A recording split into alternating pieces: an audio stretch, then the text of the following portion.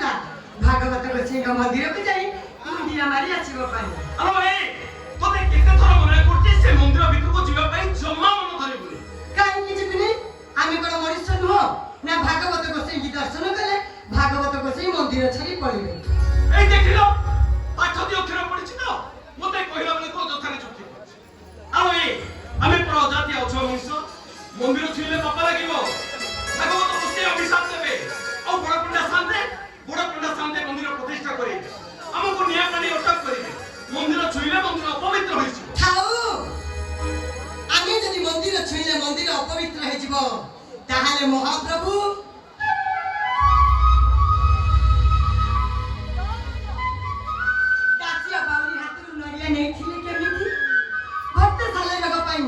नंदी घोष अटकी जाइथिला कोन पाई महाप्रभु होचंती भक्तर भगवान ताको पकरे छुआ छुआ भेद भव किछि न তোতে হাত জড়ুছিল তোতে আমি যুক্তিরে পারিবি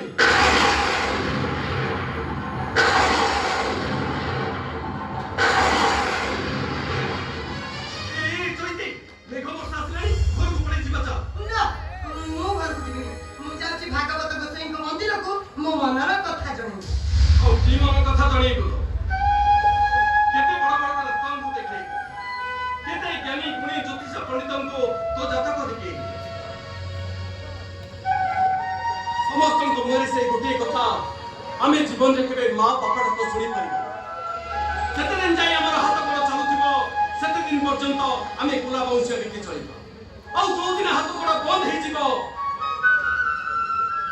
ଆମ ଚିହ୍ନଟା ଆମର ସେବା କରିବ ଆମକୁ କାନ୍ଧରେ ବହି ନସାଣି କରିବ ଆମ ମୁହଁରେ ଟିକେ ନିଅନ୍ତ ଏ ତମେ ସିନା ଆଶା ଛାଡ଼ି ସାରିଲାଣି ହେଲେ ମୋର ଏବେ ବି ବିଶ୍ୱାସ ଅଛି ଭାଗବତ ଗୋସାଇ ମୋ ଡାକ ନିଶ୍ଚୟ ଶୁଣିବେ ଆଉ ସିଏ ମୋ କୋଳ ନିଶ୍ଚୟ ପୁରେଇ ଦେବେ।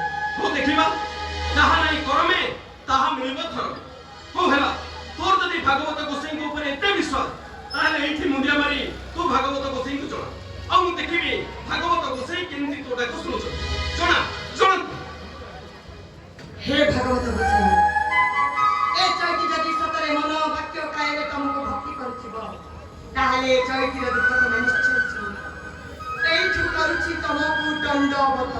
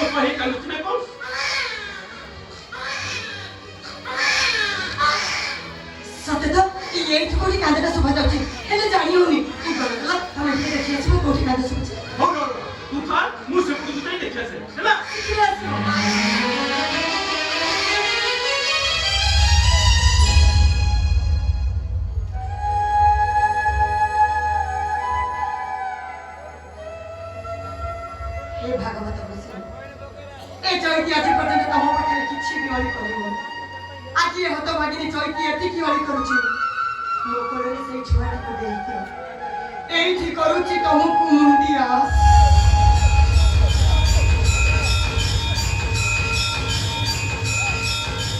चैती चैती हेलो ए चैती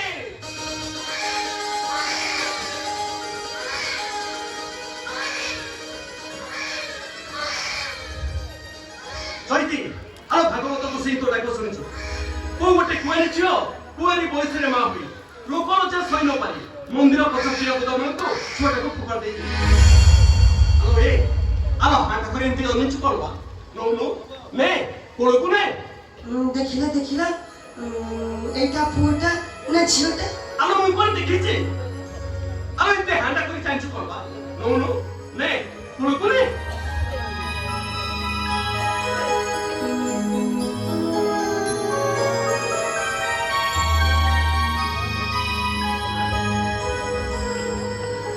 देखलु देखलु पुओ ना छियो କଣ ପୁଅ ନା ଝିଅ? ଝିଅଟା। ଝିଅଟା ବୋଲି ମୋଟା ଶୁଖିଗଲ ନାଇଁ? ଆଲୋ ଏ କନ୍ୟାଦାନଙ୍କର ମହାପୁଣ୍ୟ ଏ ଦୁନିଆରେ କିଛି ନାହିଁ।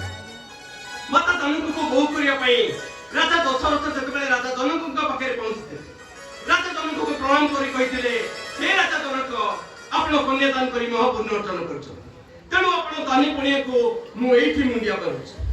ଆମେ କନ୍ୟାଦାନ କରି ମହାପୁଣ୍ୟ ଅର୍ଜନ କରି ମଲାବେଳେ ଆମ ମୁଣ୍ଡ ପାଖରେ ବସି ଭାଗବତ ପଢିବ, ଆମ ମୁହଁରେ ଟିକେ ଗଙ୍ଗା ଜଳ ଦବ, ଆଉ ଯିବ ଗଲାବେଳେ କହିବ ହେ କୃଷ୍ଣ ବୋଲି ଯାଉ ଯିବ।